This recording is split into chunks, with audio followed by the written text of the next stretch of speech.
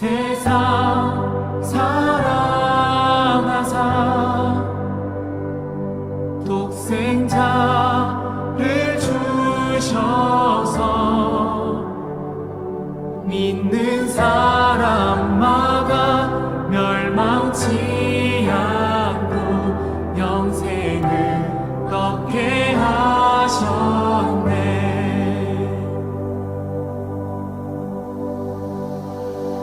십자가 의지하니 주님만 의지하니 날 찾은 그의 사랑 날 구한 그의 사랑 세상 사랑하사 독생자를 주셔서 믿는 사람마다 멸망치 않고 영생을 얻게 하셨네. 주님 믿습니다. 주님을 기다리네. 주님을 기다리네. 주 말씀 기다리네. 주 은혜로 구원된 나 은혜로 자유하네. 세상 사랑하사 독생자를 주셔서 믿는 사람마다 멸망치 않고 영생을 얻게 하셨네.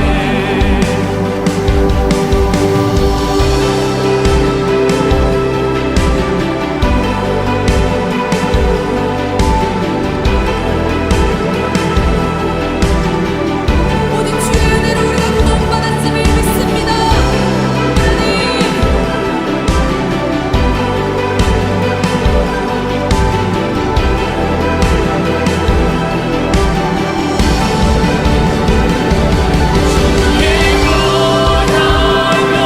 나는 자유해.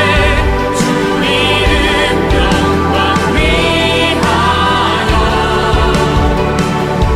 오직 주님께 모두 드리리.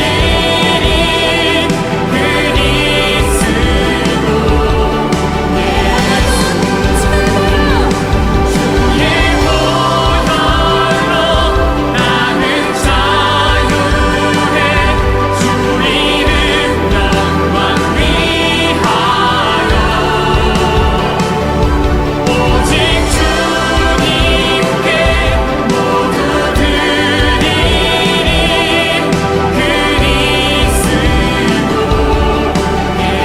손을 들고 믿읍시다. 세상 세상 사랑하사 독생자를 주셔서 믿는 사람마다 멸망치 않고 영생을 얻게 하셨네. 영생을 얻게 하셨네.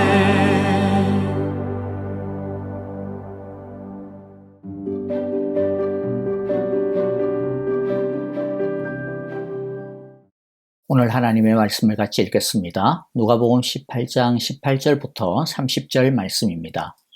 어떤 지도자가 예수께 물었다. 선하신 선생님, 내가 무엇을 해야 영생을 얻겠습니까? 예수께서 그에게 말씀하셨다. 어찌하여 너는 나를 선하다고 하느냐?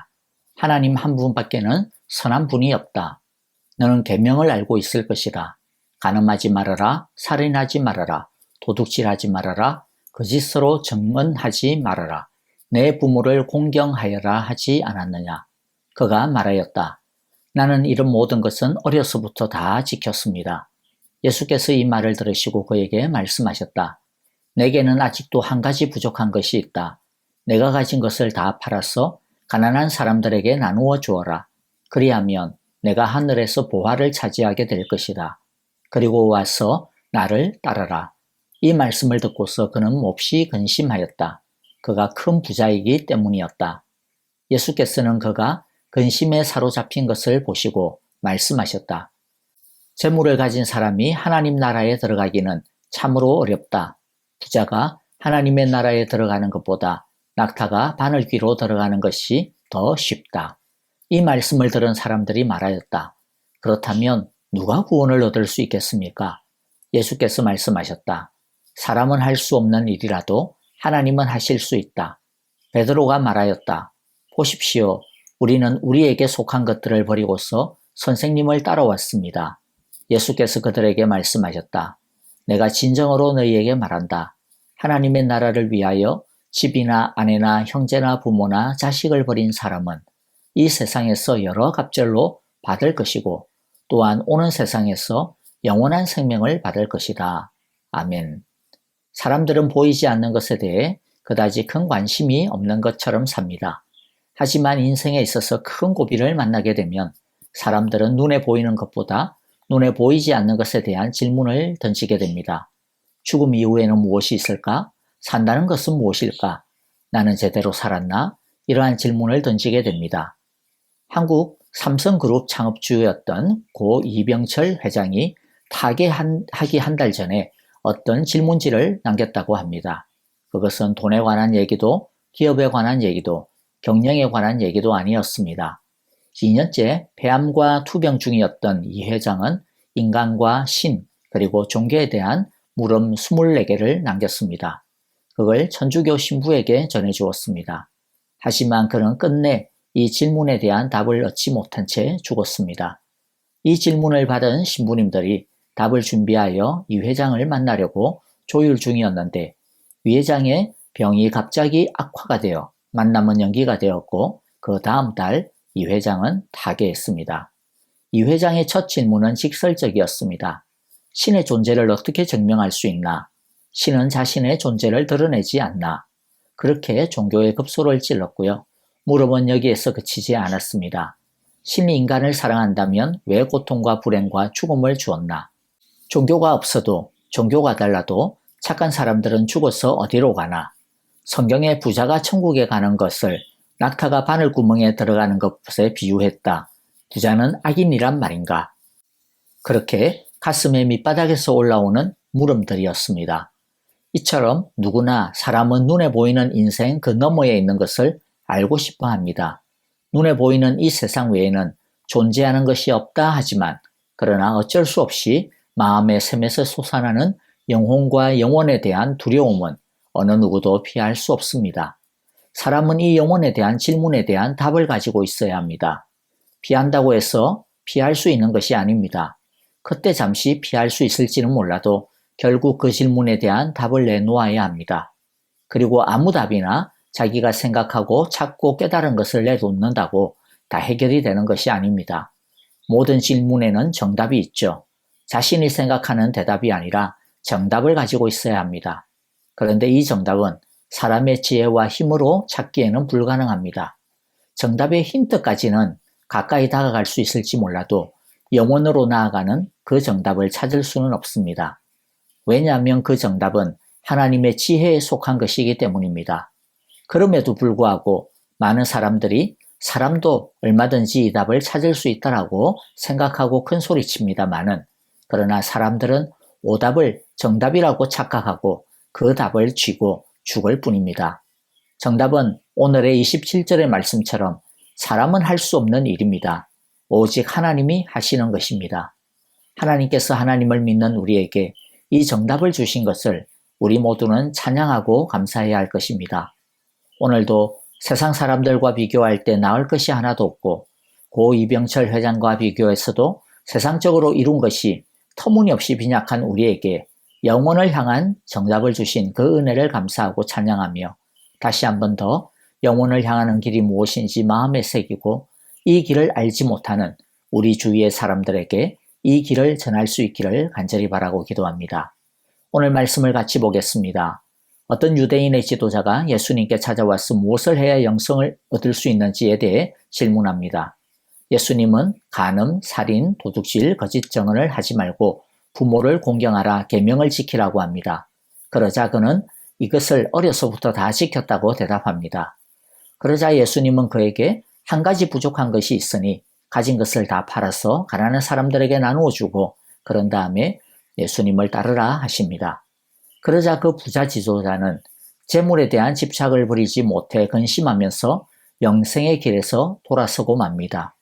여기서 먼저 어떤 예리한 분들은 예수님의 대답이 좀 이상하다라고 느끼시고 질문을 하고 계실 분들도 있을 겁니다. 왜냐하면 우리가 아는 바로는 영생은 오직 예수님을 믿는 믿음으로 얻는 것이지 어떤 계명을 지키거나 무슨 선행을 쌓거나 가난하게 됨으로써 영생을 얻는 것이 아니기 때문입니다. 그런데 예수님은 계명을 지켜라, 선행을 베풀라, 그리고 마지막 하신 말씀도 재물을 팔아서 가난한 사람들을 도와주면 영생을 얻는다. 이것처럼 마치 행위 구원론을 말씀하시는 것 같다라고 느끼기 때문이죠. 그러면 진짜 율법을 다 지키고 선행을 베풀고 자선의 사랑을 베풀면 영생을 얻을 수 있다라는 말인가? 그렇다면 율법을 지킴으로써 의롭다함을 받을 사람은 아무도 없고 오직 믿음으로만 구원을 받는다라고 하는 말씀과 오늘의 이 말씀을 어떻게 이해해야 되는가? 이것들은 명백히 충돌하는 모순이 아닌가? 도대체 뭐가 진짠가? 라고 하는 너무나도 골치 아픈 의문이 들기 때문이죠. 굉장히 예리하고 멋진 질문이고 또 의문이라고 생각이 됩니다.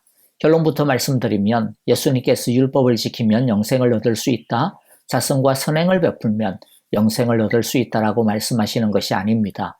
도리어 그런 것을 통해서 나는 구원을 이미 받았다라고 착각하고 있는, 나는 의롭다라고 착각하고 있는 이 부자 지도자의 거짓을 그가 그렇게 생각하고 믿고 있는 것이 얼마나 거짓된 것인지를 보여주시는 것입니다. 예수님께서 먼저 계명을 다 지켜라, 그러면 영생을 얻는다라고 말씀하시는 것과 같은 것은 두 가지 차원에서 우리가 생각할 수 있어요. 하나는 진짜로 하나도 빠뜨리지 않고 또 그냥 겉으로 드러나는 모양과 형식만이 아니라 그 의도와 마음, 그리고 동기와 과정, 결과까지 하나도 어기는 것 없이 모든 계명을 그렇게 지키면 영생을 얻을 수 있다라는 겁니다. 그런데 이것은 일종의 이론입니다. 이론. 왜냐하면 계명을 그렇게 지킬 수만 있다면 그 사람은 영생을 얻을 수 있을 것이지만은 그러나 실제는 어떻다라는 거예요. 실제로는 어느 누구도 그렇게 할 수 있는 사람은 아무도 없다. 불가능하다라는 것이죠. 왜냐하면 사람은 이미 죄인이기 때문입니다. 그래서 애시당초 불가능한 것입니다. 그러면 예수님은 왜 계명을 지켜라, 그러면 영생을 얻을 것이라 라고 이런 식으로 말씀을 하시는 것일까요? 그것은 자기는 계명을 잘 지키고 있다, 다 지키고 있다라고 착각하고 있는 이 사람으로 하여금 자신이 진짜 계명을 다 지키는 것인가? 라고 하는 것을 진지하게 자신을 돌아보게 하시기 위함입니다. 그래서 자기가 계명을 다 지키는 줄 알았는데 진짜 나를 보니까 아니었구나. 100%가 아니네. 라는 것을 깨닫게 하시기 위함이었던 것이죠. 그래서 자신이 어렵다라고 하는 착각에서 벗어나도록, 그래서 자신의 의의 옷을 벗고 하나님께서 원래 사람들에게 계명을 주셨던 원래의 목적, 즉 계명을 지키면 지킬수록 나는 계명을 지킬 수 없는 존재이구나, 죄인이구나. 계명을 지킬 수 없으면 그럼 나는 어떻게 해야 되지? 나는 어떻게 해야 되나? 나는 어떻게 영생을 얻나? 아, 그렇구나. 영생은 피의 제사로 얻는 것이구나. 짐승의 피가 효력이 있어서가 아니라 짐승의 피를 효력 있게 봐주시는 하나님의 그 은혜로 영생을 얻는 것이구나. 그 하나님의 은혜를 믿는 믿음으로 영생을 얻는 것이구나. 그래서 하박국 선지자를 통해서 하나님께서 말씀하신 것처럼 의인은 오직 믿음으로 말미암아 살리라 라고 하는 그 뜻이 바로 이 뜻이었구나. 나는 이때까지 스스로 의인인 줄 알았는데 나는 아무것도 몰랐던 교만한 사람이었구나. 그래서 예수님은 그 사람이 회개하여 자신의 교만을 내려놓고 오직 하나님의 은혜 앞에 엎드려 회개하며 나오기를 원하셨던 것입니다. 그러니까 진짜 계명을 다 지키면 구원을 얻을 수 있다라고 하는 목적으로 말씀하신 것이 아니라 그 사람으로 하여금 건방을 떨고 있는 그 교만을 깨뜨리기 위해 자신이 계명을 다 지키고 있는 것이 아님을 보게 하시려고 주신 말씀인 것이죠. 그런데도 이 지도자가 나 그거 다 지키고 있어요 라고 그렇게 엉뚱한 소리를 짓거리니까 예수님이 두 번째 핵펀치를 그에게 날려버린 겁니다. 그게 무엇입니까? 그 사람이 제일 좋아하는 재물이었습니다. 재물에 대한 욕심을 보게 한 것이죠. 그제서야 그 사람은 자신이 진짜 계명을 지키지 않다라고 하는 것을, 또 그럴 마음이 없다라고 하는 것을 깨닫게 된 것입니다. 그런데 불행한 것이 무엇입니까? 자신의 진면목을 보았지만은 그는 영생보다, 예수님보다 재물을 선택하였다라는 것입니다. 그 사람이 근심하여 돌아가는 것을 보고 예수님은 재물을 가진 사람이 하나님 나라에 들어가는 것이 어렵다고, 낙타가 바늘귀로 들어가는 것보다 어렵다고 하십니다. 이 말씀을 들은 사람들이 깜짝 놀라서 예수님께 묻습니다. 아니, 부자가 하나님 나라에 들어가기가 그렇게 어렵다면 도대체 누가 구원을 얻을 수 있습니까? 사람들이 그렇게 물은 것은 당시 사람들은 부유함을 하나님의 축복으로 이해했기 때문입니다. 그래서 어쨌든 부자는 하나님이 축복하신 것이다, 하나님이 인정하신 것이다라고 생각했기 때문에 부자는 당연히 하나님 나라에 들어가는 사람들로서 제1순위로 들어가는 사람들이라고 믿고 있었기 때문이죠. 그런데 예수님이 부자는 하나님 나라에 들어가기가 더 어렵다고 말씀하니까, 아니 그러면 도대체 하나님의 축복을 받은 부자도 하나님 나라에 들어가기가 어렵다면 그러면 도대체 누가 하나님 나라에 들어갈 수 있단 말인가 하고 놀라서 질문하고 있는 것입니다. 거기에 대해 예수님이 무엇이라고 말씀합니까? 사람은 할 수 없는 일이라도 하나님은 하실 수 있다. 이것은 구원은 사람의 힘으로 할 수 있는 것이 아니라는 것입니다. 사람의 노력, 사람의 지혜, 사람의 업적, 사람의 재물로 되는 것이 아니라 하나님의 은혜로만 가능하다라는 것입니다. 우리는 이 말씀에서 몇 가지를 생각해 볼 수 있을 것입니다. 하나는 재물은 하나님의 축복의 결과와는 직접적인 상관이 없다라는 것입니다. 물론 재물은 하나님이 맡겨주신, 하나님이 주신 것입니다. 그러나 이 땅의 재물은 축복의 결과로 주신 것이 아니라 그 재물을 가지고 하나님의 일을 하라고 맡겨주신 임무요, 사명이요, 달란트라고 하는 것을 우리는 한시도 잊지 말아야 할 것입니다. 또 하나는 구원은 오직 하나님께 속한 것이라는 것입니다. 따라서 이 세상의 어떤 것을 가지고 자신의 가치를 평가하는 일이 있어서도 안 되고, 또 이 세상의 어떤 것을 가지고 다른 사람의 가치를 함부로 평가하는 일이 있어서도 안 될 것입니다. 하나님의 은혜가 없이는 우리는 아무것도 아님을 알고 오직 하나님의 은혜가 우리를 떠나지 않기를 기도하고 겸비해야 할 것입니다. 그리고 하나님은 이 땅의 것에 얽매이지 말고 오직 하나님만을 소중히 여기고 사랑하기를 원하신다라고 하는 것을 알아야 합니다. 그리고 하나님만을 소중히 여기고 사랑하는 사람을, 하나님 나라를 얻기 위해 소중한 것을 버리는 사람을 하나님께서는 기억하시고 그 충성스러운 일꾼에게 더 중요하고 귀한 것을 맡기신다라는 것입니다. 뿐만 아니라 하나님은 마땅히 우리가 해야 할 일을 했음에도 불구하고 하나님은 우리의 그런 충성을 어여삐 여기셔서 갚아주신다라고 하는 약속을 우리는 믿어야 할 것입니다. 29절 30절 말씀을 읽고 마칩니다. 예수께서 그들에게 말씀하셨다.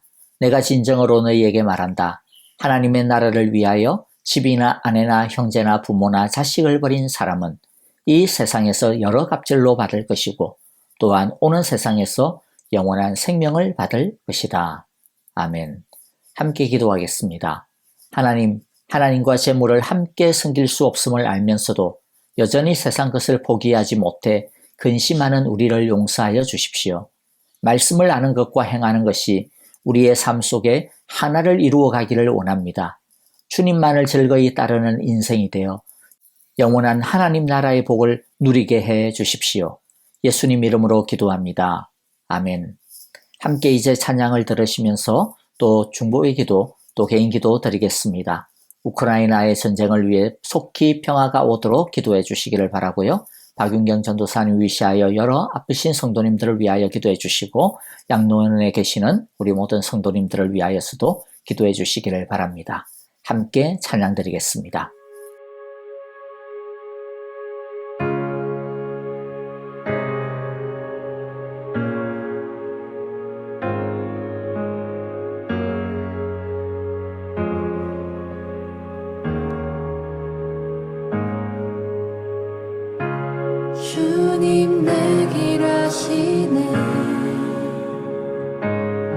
흔들린 그 길에도